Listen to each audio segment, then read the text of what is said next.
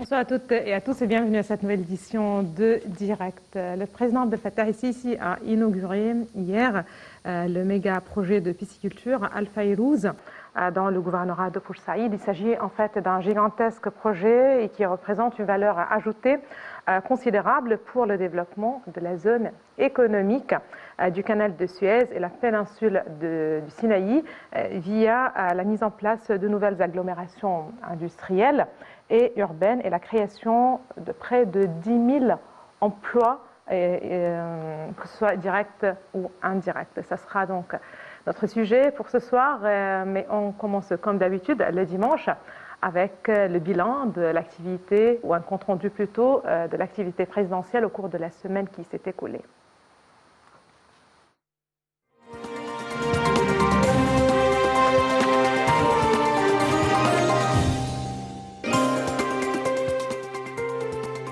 Le président Abdel Fattah el-Sisi reçoit le secrétaire général de la zone de libre-échange continentale africaine, M. Kilimini, en présence du Premier ministre Dr Mostafa Madbouli et du ministre du Commerce et de l'Industrie, Mme Nivine Guema.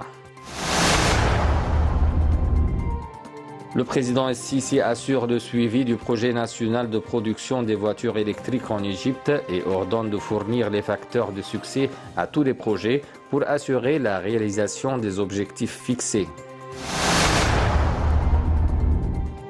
Le président Abdel Fattah el-Sisi arrive à la capitale jordanienne Amman pour une visite officielle à l'invitation du roi Abdallah II Ben el-Hussein du royaume hachimite de Jordanie.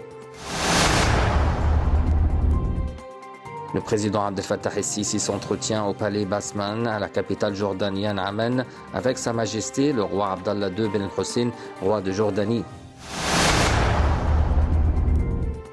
Le président el-Sisi s'entretient avec le premier ministre du royaume hachimite de Jordanie, Dr Bishr el-Khassaouna, dans le cadre de sa visite officielle à la capitale jordanienne Amman. Le chef de l'État félicite le président ougandais Yoweri Museveni pour avoir remporté un nouveau mandat aux élections présidentielles. Le président el-Sisi prononce un discours télévisé devant l'Organisation mondiale de coopération et de développement économique à l'occasion de son 60e anniversaire. Dans son discours, le chef de l'État a exprimé la profonde gratitude de l'Égypte pour le rôle de premier plan joué par l'organisation au niveau bilatéral avec l'Égypte. Le président el-Sisi suit le projet national L'avenir de l'Égypte qui vise à augmenter la superficie agricole de 500 000 faidans le long de l'axe d'El Dabra. Le président el-Sisi examine le développement des installations du ministère de l'Intérieur. Le président el-Sisi enjoint d'achever le système de traitement des déchets solides, en particulier les déchets de construction, à la lumière des énormes constructions et projets urbains actuels et futurs. Le président Abdel Fattah el-Sisi effectue une visite d'inspection à l'académie de police. Lors de la visite, le chef de l'État s'informe du système de formation des étudiants qui adopte les méthodes de formation les plus modernes au monde. Le chef de l'État a passé aussi en revue les différents domaines de formation à l'académie pendant le rang du matin des étudiants. Le président Abdel Fattah el-Sisi inaugure le projet de pisciculture d'Al-Fayrouz à l'est d'Al-Tafri'a dans le gouvernorat de Port Saïd. Le président el-Sisi inaugure par visioconférence un certain nombre de projets de production de marbre et de granit à Ras Sidr et Ain el-Soukhna, en plus des projets de production laitière et animale à Noubareya et Fayoum.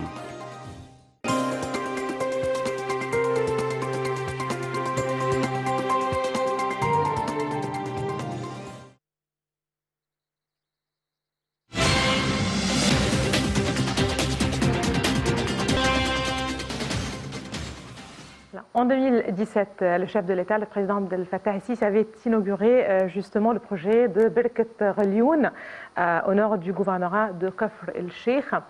Voilà, dans cette continuité, hier, c'était l'inauguration du méga projet de pisciculture, le projet El Fayrouz à Port Saïd, dans le gouvernorat de Port Saïd. Il s'agit, comme je viens de le dire, d'un gigantesque projet, justement, qui représente une valeur ajoutée considérable pour le développement de la zone économique du canal de Suez et du Sinaï. Nous allons parler de ce projet, mais de tout ce qu'a justement annoncé hier le chef de l'État, le président Abdel Fattah el-Sisi, justement en marge de l'inauguration de ce projet. Et pour parler de ceci, nous avons le plaisir d'avoir avec nous ce soir Monsieur Nadim Samna. Bonsoir Monsieur Nadim Samna, vous Bonsoir. êtes consultant international en investissement et en stratégie. Ravi de vous avoir parmi nous ce soir. Moi aussi. Moi aussi. Voilà, hier c'était l'inauguration de ce projet, mais il y a eu aussi par visioconférence l'inauguration d'autres projets, à savoir le projet de production de marbre et de granit dans les villes de Ras Sedr et Ain El Sokhna, en plus des projets d'industrie laitière et de richesse animale dans les villes de Noubaria et Fayoum. On a parlé aussi des villages, mais j'aimerais bien commencer par le projet de pisciculture en 2017. C'était justement le projet de Berket Rolioun. Quelle valeur ajoutée justement pour ce nouveau aussi projet? C'est bien sûr, ça entre dans le projet d'assurer la sécurité alimentaire de l'Égypte. D'accord. Alors, le poisson, c'est une source de protéines importante. Alors, poisson, poulet, puis viande. Donc, viande, c'est très compliqué parce que ça demande beaucoup d'eau. Poulet, l'Égypte a réussi à avoir une autosuffisance cette année en poulet. C'est la première fois où on n'importe pas de poulet de l'étranger. Et il y a aussi le poisson qui est en fait une importante source de protéines. Et c'est une importante source de protéines, plus que l'Égypte a beaucoup de lacs, surtout dans le nord de l'Égypte, qui peuvent être exploités pour la pisciculture. Donc, comme vous avez dit, il y a déjà eu plusieurs projets. Et plus que les projets, il y a eu toute une restauration de ces endroits, enfin, de tous ces lacs qui étaient pas maintenus, qui étaient, voilà, il y avait beaucoup de déchets, il y avait beaucoup de problèmes. Donc, il y a eu quand même un développement de manière globale de ces zones. Et ça a permis, bien sûr, de fournir le marché égyptien avec les poissons. Moi, je ne sais pas s'il y a un import de poissons, c'est quand même compliqué d'importer des poissons. Mais en tout cas, c'est une source de protéines qui a, en fait, les prix ont beaucoup baissé grâce à ces méga projets. Et puis, ça permet de fournir une source alternative de protéines. Très bien. Justement, vous avez mentionné la sécurité alimentaire. Là, il faut rappeler bien que l'Égypte se trouve au nord, il y a la mer Méditerranée, à l'ouest, il y a la mer Rouge. Donc, quoi de mieux, si vous voulez bien, de se nourrir justement de poissons, une source de protéines. Mais en fait, un projet qui fournit aussi des offres d'emploi. Il s'agit on est aux alentours de 10 000 emplois directs et indirects qu'un tel projet devrait justement créer. Ça, on va dire, c'est une nouveauté, mais ça rentre dans la stratégie du gouvernement. Parce qu'on regarde, voilà, les secteurs économiques, il y a le secteur primaire, le secteur secondaire, le secteur tertiaire. Le secteur primaire, c'est l'agriculture, on va dire, la pêche, il y a tout ce qui est extraction de minerais. Le secteur secondaire, c'est l'industrie, la transformation, et le secteur tertiaire, c'est les services. Et on voit que dans ce type de projet, les 10 000 emplois, c'est d'une part le secteur primaire, parce qu'il y a la pisciculture et vraiment l'élevage de poissons. Il y a le secteur secondaire, parce qu'il y a la transformation de ces poissons en boîte de conserve, en tout cas la transformation pour pouvoir être réexportés. Et puis, petit à petit, il y a aussi des emplois secteur tertiaire. Pourquoi? Parce qu'il y a plein d'emplois qui vont être créés, des emplois de service pour servir cette installation, ce méga projet et tous les employés qui travaillent dans ce projet. Et c'est pour ça que le nombre d'emplois à 10 000, c'est quand même considérable. Oui, tout à fait. En fait, il y a ce projet d'El Fayrouz qui a été inauguré hier en 2017. C'était aussi méga projet. À l'époque aussi, c'était le plus grand, le plus important dans la région du Moyen-Orient et en Afrique. Il s'agit de Berket Rolioun au nord de Kafr el-Sheikh. Est-ce qu'il a, c'est-à-dire en fin de compte, varier est-ce qu'on va trouver une variété, par exemple, dans les poissons ou dans les qui seront présentés sur le marché, et peut-être on peut se demander pourquoi 2 méga projets. Bah, il y a 100 millions d'habitants en Égypte, donc il y a beaucoup de consommateurs. Il faut exploiter. Donc le fait d'avoir deux méga projets, même d'autres, parce qu'il y a d'autres lacs qui sont toujours. Il y a le projet, en fait, dans ce contexte, il y a le Manzala, le chef de l'État, justement, a parlé de Bouhayrat el-Manzala, le lac el-Manzala, et justement les travaux, les efforts qui sont en cours, justement, pour la mise.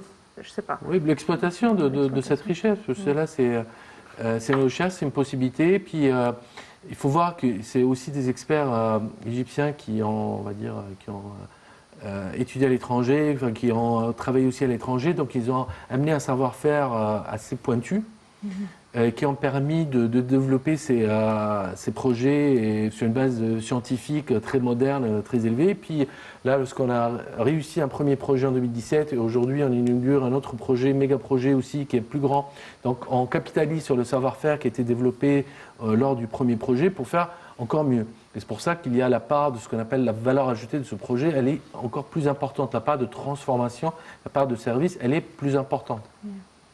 Et c'est, je dirais là, le fait d'avoir un troisième projet au lac Manzala, ça va dire que ça va être un projet encore plus efficace, enfin plus efficient, qui va fournir d'autant plus. Et si jamais on a une capacité d'export, et donc c'est le but recherché, c'est le but ultime. Tout à fait. En fait, vous avez mentionné le savoir-faire, et là, il faut bien rappeler que ces projets ont été mis en place selon les techniques les plus modernes et les plus sophistiquées. Donc, ceci aussi a été mis en considération.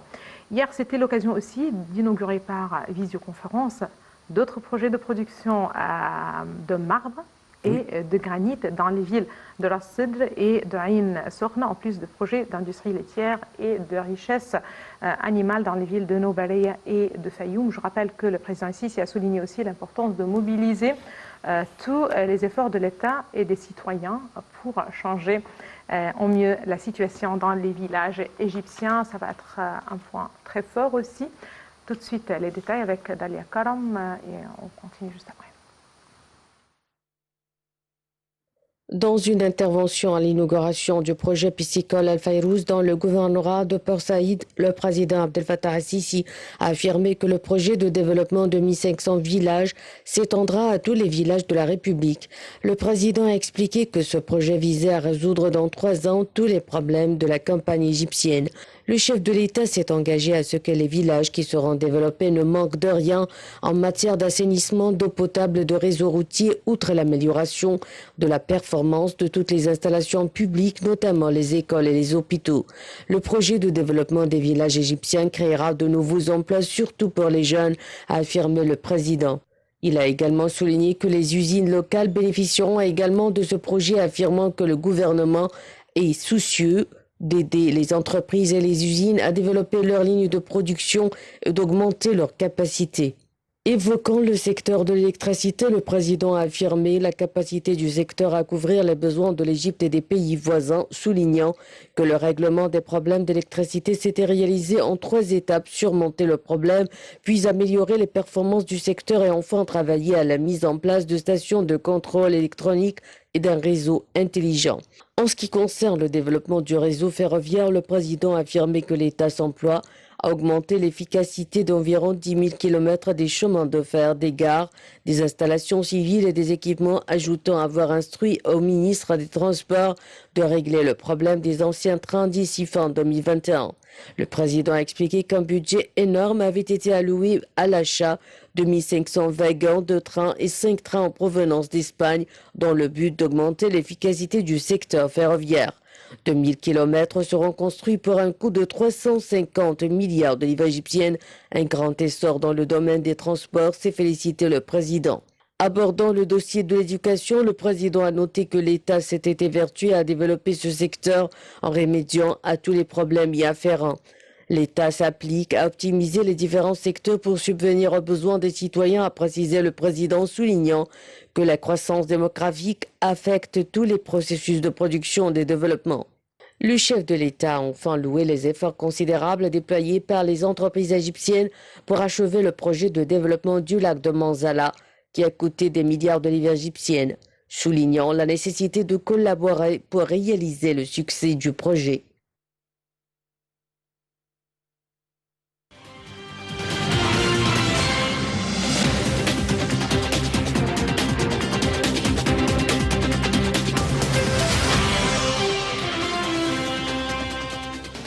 Autosuffisance alimentaire, parce que à certains moments, on parle d'autosuffisance en matière d'énergie, par exemple, en matière de gaz, par exemple. Aujourd'hui, l'autosuffisance alimentaire pour une population de plus de 100 000 habitants, comme vous l'avez justement mentionné, M. Nadim Samna, c'est important. Voilà, c'est une priorité, apparemment, pour la direction politique, et ceci dans le cadre de projets comme les projets de pisciculture, mais aussi les FEDAN, voilà, les projets d'agriculture en général, et cette fois-ci la richesse animale dans les villes de Nobaria et de Fayoum. Oui, c'est comme vous dites, c'est la richesse ou la sécurité alimentaire. Donc vous avez des produits de base et vous cherchez à combler les écarts, les besoins de consommation dans tous ces produits de base. Et le lait, ça fait partie des produits de base. Les villages, moderniser les villages, parce que aussi c'est toujours un point assez critique. Très important. Voilà, comment, c'est pas seulement moderniser, mais justement rendre voilà, la vie assez décente pour les habitants de ces villages. Et là, apparemment, c'est le moment justement de s'occuper, de s'intéresser à ces villages et de les moderniser, entre parenthèses. Le souci, c'est l'eau potable, le drainage et ainsi de suite. Alors c'est vrai, là on parle d'un projet pour désenclaver les villages. On a identifié 1700 villages. 1500, voilà. Et on veut désenclaver ces villages. Donc il y a bien sûr les relier avec des routes asphaltées jusqu'au, on va dire, la ville la plus proche. Et cette route est très importante pour amener les services. Pour amener des experts pour le drainage, le traitement des eaux, pour tous les services dont manquent les villages aujourd'hui. Et ça va rentrer aussi d'autres types de services. Là, il faut savoir, il y a beaucoup de villages qui ne sont pas couverts par des services financiers. Beaucoup de villages qui ne sont pas couverts par beaucoup de services. Ils sont obligés d'aller, on va dire, dans les villes les plus proches, des fois même de changer de gouvernement pour trouver certains types de services, on va dire, spécialisés. Et le fait d'avoir cette route, ça facilite beaucoup l'accès ou le transport et le transfert de ces villages. Et puis ça peut aussi, parce que ces villages, c'est pas des villages de 100 habitants, on parle de villages qui ont une population quand même importante, de plusieurs milliers, voire des dizaines de milliers de personnes, donc qui ont vraiment besoin de services. Et le fait d'avoir cette route, ça permet aussi d'amener des machines, ça permet d'amener aussi des experts, des gens qui vont pouvoir apprendre et montrer aux villageois, par exemple, des techniques d'agriculture plus modernes, augmenter la productivité de tous ces villages, commencer à avoir on va dire un urbanisme plus organisé et plus étudié. Voilà, on va séparer les terrains agricoles on va dire des lieux d'habitation pour augmenter l'efficacité, la productivité des terrains agricoles. Donc, le potentiel est immense. Tout à fait. C'est pour ça que je considère que c'est un des projets les plus importants on va dire de ces prochaines années. Très bien. En fait, là, le chef de l'État a mentionné un défi énorme. Il a donné aussi un délai de 3 ans justement pour résoudre tous les problèmes de la campagne égyptienne. Et quand on parle de ces problèmes, il faut rappeler que le chef de l'État s'est engagé justement à ce que ces villages soient développés et ne manquent en rien. Voilà, ça c'est un mot assez crucial, très important, voilà. Ne manque en rien en matière d'assainissement, d'eau potable et de réseau routier outre l'amélioration de la performance de toutes les installations publiques. Voilà, parce que là aussi, c'est un problème assez important, les installations justement publiques, comme les hôpitaux, les écoles, tout ce qui présente un service aux citoyens. Oui, bien sûr. Cela, c'est une école a besoin d'instituteurs. Et si l'instituteur il habite dans le village à côté, il lui faut 2 heures parce que la route n'est pas présente, il lui faut 2-3 heures pour arriver à son école, 2 fois sur 3, il va arriver en retard ou peut-être il sera absent. Donc ça va être... c'est aussi la qualité en fait. Bien sûr, bien sûr. Là, si le même instituteur il peut se déplacer en 20 minutes, arriver à son travail, c'est un gain de temps important pour tout ça. Quand vous multipliez ça par 1500 villages, vous imaginez le gain en temps. Et donc là, c'est valable, comme vous dites, pour les hôpitaux, pour les écoles, pour tous les services qu'on va appeler des services de base, que tous les villages d'une certaine taille doivent en bénéficier. Le réseau routier, il y a le réseau routier qui a été développé au cours des dernières années, mais il y a aussi le secteur des chemins de fer. Voilà. Ça, c'est un point aussi assez important. Hier, c'était l'occasion justement de parler des plans de développement justement et de modernisation de ce secteur.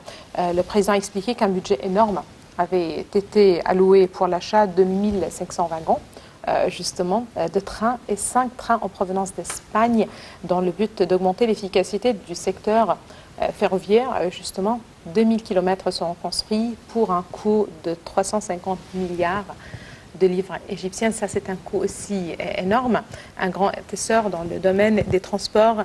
Le chef de l'État s'est félicité en fait de ce développement énorme.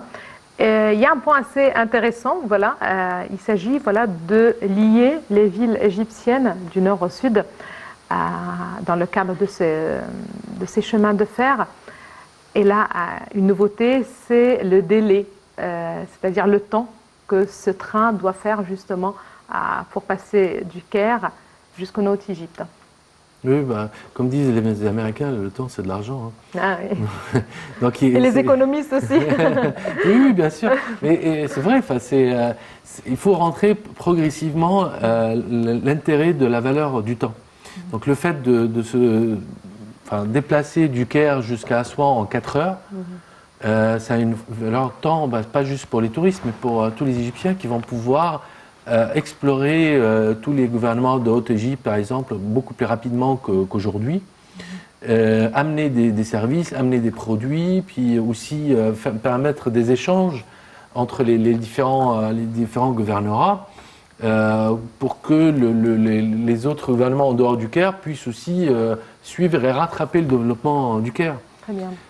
Ça permet de désenclaver tous ces gouvernorats avec tous les villages qui sont dans ces gouvernorats, amener de modernité, amener aussi des experts. C'est important aussi que le savoir-faire qui est peut-être présent dans les grandes villes puisse aussi se diffuser dans les villages, dans les petites villes, et ça sera beaucoup plus facile par le chemin de fer. Tout à fait. Voilà, et sans avoir la peine justement de réfléchir, ça doit prendre combien de temps de passer d'ici et là, d'arriver par exemple du Caire jusqu'à Assouan, on pourra le faire en 4 heures, c'est-à-dire qu'on pourra faire ce trajet aller-retour en une journée. Et pour les touristes aussi, ça c'est un point très fort parce que du coup, on pourra justement venir au Caire et arriver à Assouan justement dans 4 heures, retourner le soir et apprécier en chemin toute la beauté de la Haute-Égypte. Oui, bien sûr, les villages. Qui est méconnu. Moi, je pense qu'il y a beaucoup de Kairotes qui n'ont jamais visité les gouvernements de Haute-Égypte. Les chemins en général, le réseau routier est un souci assez important aussi quand on parle de ce projet grandiose en fait qui devrait lier le Caire à Cape Town. On va revenir justement à ce projet, mais justement pour rester dans l'autosuffisance alimentaire, dans tout ce qui est rapport avec ces projets. Là, il s'agit cette fois-ci du projet de serre qui devrait justement booster l'agriculture en Égypte. Là, il faut parler de l'augmentation de la population de 2,5 millions d'habitants par an et le risque de pénurie d'eau mettent l'Égypte face à un défi alimentaire majeur. Le pays souffre d'une déficience hydrique de 21,5 milliards de mètres cubes selon les chiffres du ministère de l'Irrigation et des Ressources hydriques, et ce car le quota de l'eau du Nil pour l'Égypte est de 55,5 milliards de mètres cubes, alors que le taux réel de la consommation est de 77 milliards de mètres cubes, dont 85% sont destinés à l'agriculture. L'une des solutions à ce problème était la culture justement dans les serres ou sous serres. Aussi, l'État a-t-il lancé l'installation d'un nombre énorme de serres. Il s'agit de 1 million de serres. Il s'agit du plus grand projet de serres agricoles au Proche-Orient, a affirmé le président Abdel Fattah el-Sisi le 22 décembre 2018 lors de l'inauguration de la première phase du projet comprenant 7100 serres installées sur 34 000 fédans dans la ville de Dir Ramadan. Le président a souligné que les produits issus des serres ne seraient pas exportés et ne seraient utilisés que pour répondre à la demande intérieure. Dans le cadre de cette première phase, 20 000 serres ont été construites dans les gouvernorats de Matrouh, de Sharqaya et d'Ismaïlia. Elles devraient permettre la culture de 1,5 million de tonnes de légumes par an et créer 75 000 emplois. Ce projet colossal porte sur l'installation de 100 000 serres sur 1,5 million de fédans dans différents gouvernorats à travers la République, dans Minya, le Sinaï ainsi que Halaib et Chalatine à la frontière avec le Soudan. L'objectif est d'atteindre une autosuffisance agricole, de rationaliser l'usage de l'eau et de créer des emplois. D'autre part, la production légumière et florale sera exclusivement bio. La Compagnie nationale pour l'agriculture protégée, qui dépend de l'autorité du service national des forces armées en coopération avec des entreprises chinoises et espagnoles, est en charge d'exécuter ce projet. Par ailleurs, les forces armées dispenseront des stages de formation aux paysans pour les initier à la culture sous serre. Le secteur agricole en Égypte a besoin de développement et constitue un secteur clé de l'économie égyptienne avec 30% des emplois et 15% des exportations. Selon les experts, la culture sous serre représente une solution adaptée pour augmenter la productivité agricole de l'Égypte. Par ailleurs, cette option permettrait de pallier un autre problème, le recul de la superficie des terres cultivables. En cause, la construction excessive sur les terrains agricoles. D'après le Centre des recherches agricoles, l'installation des serres est une réponse idéale. La serre n'occupe que 1/10 de la superficie du fédant, soit 400 mètres carrés, alors qu'elle donne 10 fois plus qu'une culture ordinaire, en ne consommant que 40% de la quantité d'eau consommée par un fédant. L'utilisation de systèmes d'irrigation économiser l'eau dans l'agriculture est extrêmement importante. De même, les cultures protégées ne nécessitent pas l'usage d'insecticides et protègent les cultures des aléas climatiques. Avec cette technique agricole, l'Égypte pourra donc produire des fruits sans polluants. D'ailleurs, le gaz carbonique produit par le chauffage réintroduit dans la serre permettra d'améliorer la photosynthèse des plantes et favorisera la culture des légumes et des fruits durant toutes les saisons de l'année, soulignent les experts. Ils ajoutent que la culture des légumes et des fruits sous serre permettra de dégager plus de superficie de terrain pour la culture de denrées de base comme le blé, le maïs et la canne à sucre. Par exemple, la production du blé dans l'Égypte est le deuxième importateur dans le monde pourra augmenter de 30%, ce qui permettra de compter davantage sur la production locale. Autre avantage, les serres permettront aussi de remédier au coût élevé des semences, comme l'affirme le responsable à l'Association égyptienne des producteurs agricoles, car les études ont prouvé que le contrôle des facteurs climatiques dans les serres permettait la production de semences. L'Égypte pourra ainsi produire localement les semences et améliorer leur qualité, ce qui l'aidera à réaliser son autosuffisance en semences d'ici 10 ans.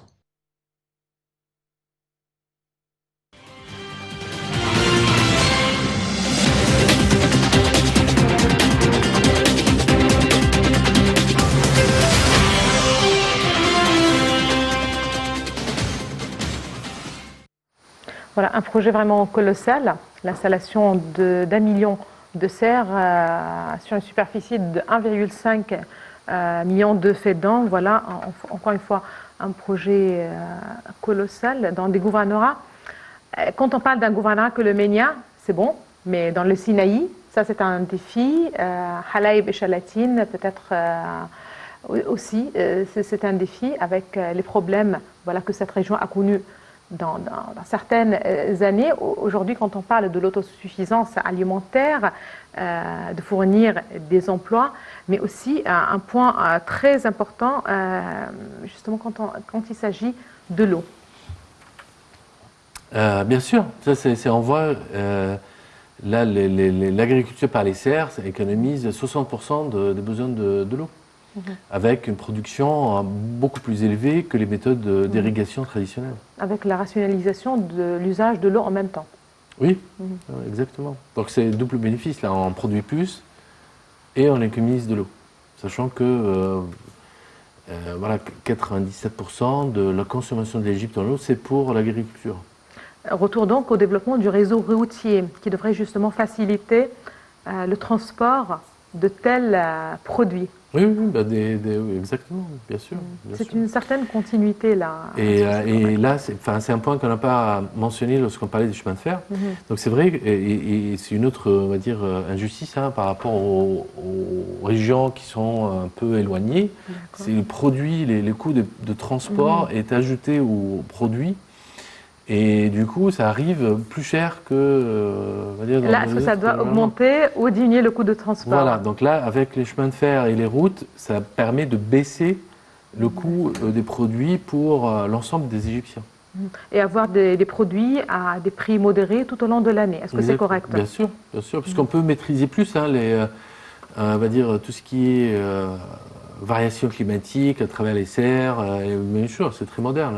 On peut ajuster la température, le degré d'humidité. Donc ça permet d'avoir. C'est pour ça qu'aussi la productivité est plus importante. Et aussi, on peut étendre la période de culture de certaines denrées.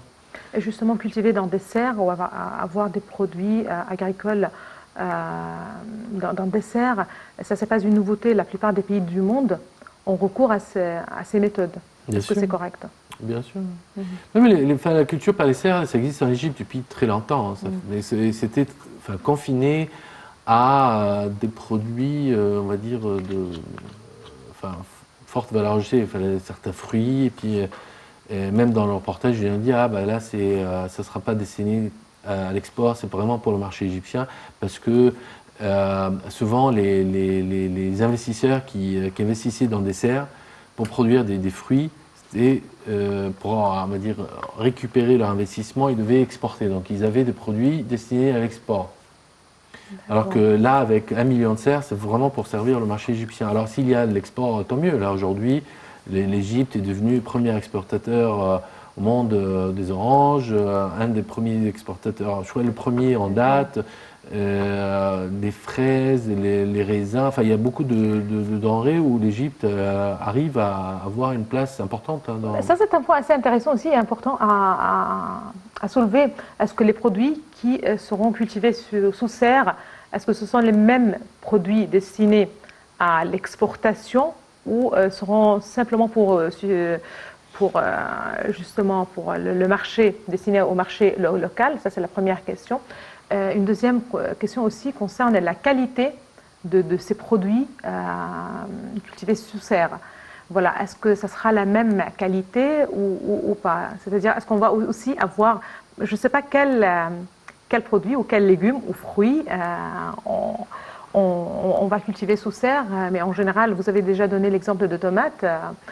Par exemple, est-ce que les tomates sous serre sont les mêmes qui ont été cultivées sous le soleil, sous le beau soleil de l'Égypte? Moi, je ne suis pas expert en agriculture. D'accord, moi non. mais moi, ce que je vois, c'est d'une part, comme on peut maîtriser beaucoup plus les conditions de culture, la qualité sera forcément supérieure. D'accord. On va avoir, mais en tout cas, la qualité, il y aura tout ce qui est.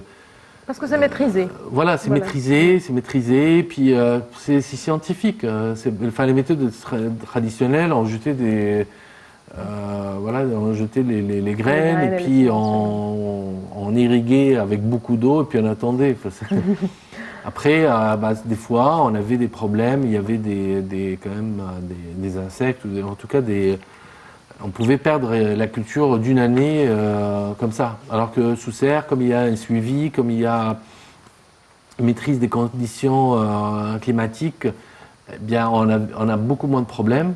Et puis, avec l'approche scientifique, de manière générale, on a une augmentation de la qualité et de la productivité. On parle de l'agriculture, là peut-être c'est intéressant de parler de la coopération avec des pays africains en matière d'agriculture. C'est vrai que les relations entre l'Égypte et l'Afrique se sont rapidement renforcées au cours des dernières années. Les voisins, voilà, un intérêt particulier à nos voisins en Afrique. Et au cours des 6 dernières années en particulier, voilà, on a vu justement un bond dans l'implantation de fermes égyptiennes dans certains pays africains. En fait, le ministre de l'Agriculture, El Saïd El Qusseir, a dit que le projet de création de fermes conjointes avec les États africains était l'un des projets de développement réussis pour contribuer au programme de développement durable dans le continent, ainsi qu'au transfert des expertises ou d'expériences plutôt agricoles égyptiennes aux frères africains.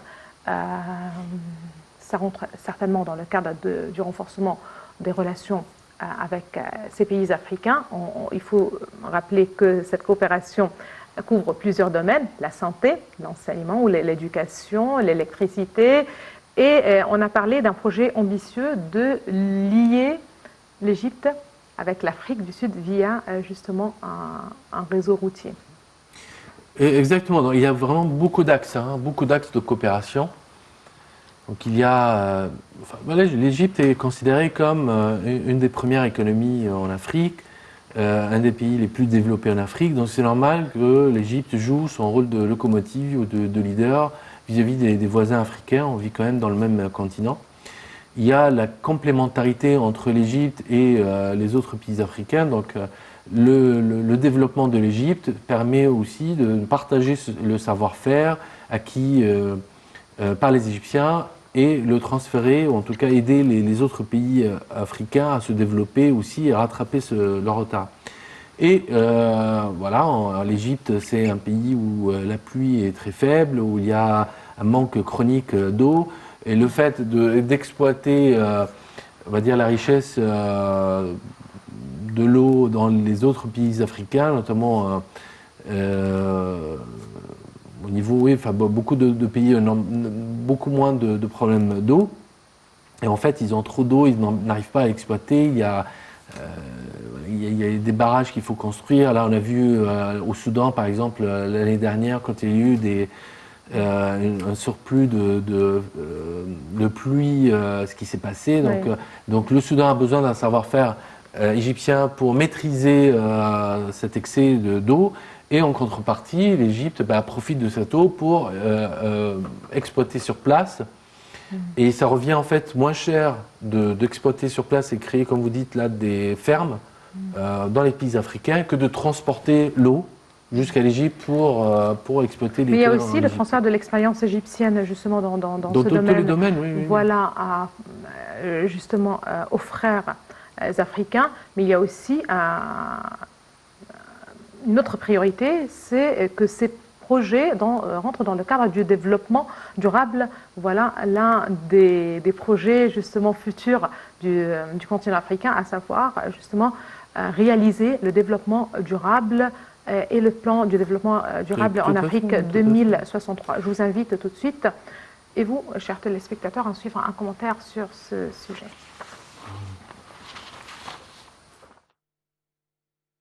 Le ministère égyptien de l'Agriculture a indiqué que le secteur agricole égyptien avait intensifié sa coopération agricole avec les pays africains, élargissant les projets agricoles conjoints avec les pays du continent pour contribuer au programme de développement durable en Afrique.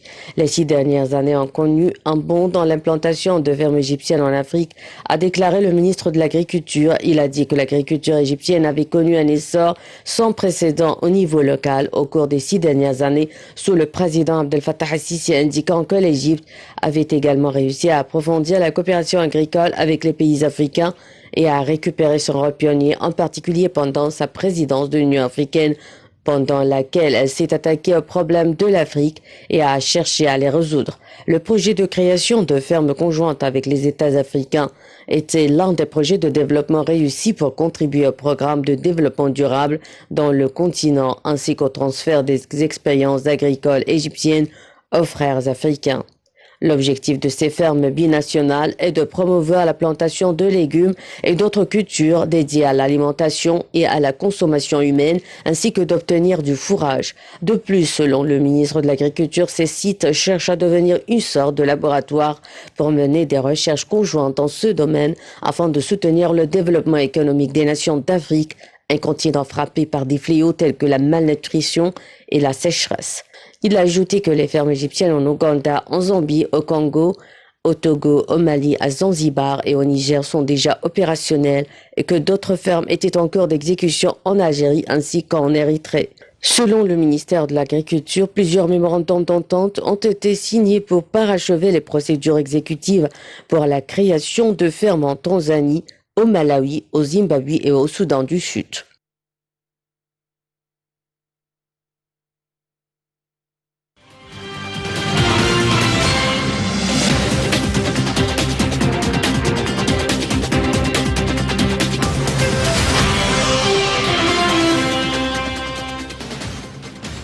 Donc des fermes binationales qui ont pour objectif justement de promouvoir la plantation de légumes et d'autres cultures dédiées à l'alimentation et à la consommation justement, ainsi que d'obtenir du fourrage.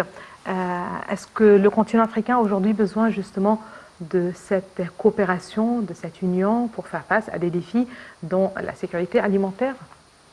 Complètement, bien sûr.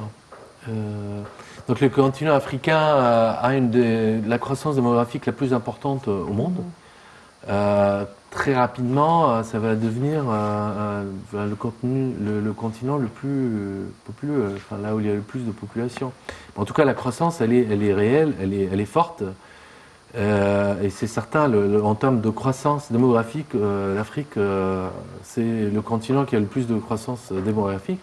Donc il y a besoin d'assurer sa sécurité alimentaire. Le fait de transférer le savoir-faire égyptien dans l'augmentation de la productivité des terrains agricoles, c'est quelque chose dont les pays africains ont besoin. Et aussi une coopération dans le domaine de santé, de l'éducation. Donc il y a beaucoup de domaines où l'Égypte peut aider ses voisins africains. Et puis l'Égypte a aussi intérêt à ce qu'il y ait un rattrapage des pays africains. L'augmentation générale du niveau de vie des pays africains et ça va devenir dans le futur des marchés pour les produits égyptiens. Tout à fait. Et c'est le modèle économique qui continue de marcher, qui continue de créer. Là, si la Chine elle aide plein de pays, c'est aussi pour que ces pays deviennent des marchés pour les produits chinois. Très bien. En fait, lorsque vous avez mentionné cette croissance démographique, c'est bien l'occasion de rappeler que le chef de l'État, le président Sisi, a mentionné hier cette croissance démographique. Il a précisé que cette croissance démographique, on parle là de l'Égypte, pas du continent africain certainement, affecte tous les programmes de développement ou tout le développement, le processus en fait de production et de développement ici en Égypte. Oui, non, mais c'est un point très important parce que avec cette croissance démographique, c'est vrai, il faut encore accélérer encore plus le développement. Donc, à un moment donné, on ne peut pas, se développer encore plus vite parce que déjà le train de développement, il est très très fort. Et les citoyens vont commencer à sentir les bénéfices de cette croissance lorsque la croissance démographique va décélérer et va être, être plus limitée. Il y a une très très très bonne, vraiment excellente présentation du Premier ministre Moustapha Madboul il y a quelques mois sur la comparaison entre l'Égypte, on va dire, dans les années 50 et aujourd'hui. Les écarts, voilà, le nombre d'écoles, le nombre de chemins de fer, les routes, tous les services, l'infrastructure que l'État doit fournir à ses citoyens pour donner une qualité de vie aux citoyens. Et on voit qu'aujourd'hui, il faut construire des milliers d'écoles, des milliers de kilomètres de de route pour revenir au niveau qu'on avait dans les années 50. Voilà, pour combler le déficit. Donc le meilleur moyen pour rattraper ce déficit, c'est limiter la croissance démographique. Et ce que le chef de l'État a dit, voilà, moi je fais mon travail, je développe cette infrastructure, et j'attends de vous de limiter aussi les naissances et de limiter la croissance démographique. Voilà, en fait, ça c'était un point important, justement en s'adressant à la population, de rappeler voilà, que cette croissance démographique affecte vraiment le processus de développement, parce que hier le chef de l'État a abordé tous les sujets dont on a parlé ce soir, mais il a aussi parlé de l'éducation par exemple, quand il précise que l'État œuvre à optimiser justement ce service ou le secteur de l'enseignement et de l'éducation. Encore une fois, la croissance démographique pourrait représenter un défi. Voilà, ça c'est tout. Et justement, j'aimerais bien terminer avec ce point, ce défi, à savoir la croissance démographique. Je vous remercie infiniment, Monsieur Nadim Samna, vous êtes consultant international en stratégie et en investissement. Merci d'avoir été parmi nous ce soir. Merci à vous. Voilà, monsieur, merci à vous aussi de nous avoir suivis. Excellente soirée à toutes et à tous et à la prochaine.